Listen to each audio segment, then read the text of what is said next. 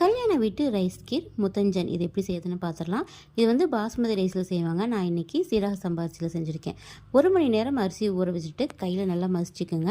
இப்போ ஒரு பாத்திரத்தில் அரிசியை சேர்த்து கொஞ்சமாக தண்ணி விட்டு ஒரு 1/4 பாகம் அரிசியை வேக விடுங்க. 1/4 பாகம் வெந்ததுக்கப்புறமா 1 லிட்டர் பால் சேர்த்துட்டு பாலில் தான் அரிசி நல்லா வேகணும்.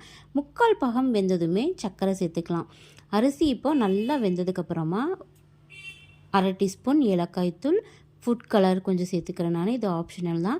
இப்போ 3 டீஸ்பூன் மில்க் மேடு சேர்த்துட்டு நல்லா மிக்ஸ் பண்ணி விட்டுட்டு அடுப்பு ஆஃப் பண்ணிடுங்க. அவ்வளோதான், சூப்பரான நம்ம ரைஸ் கீர் ரெடி. இப்போ இதுக்கு ஒரு தாளிப்பு கொடுத்துடலாம்.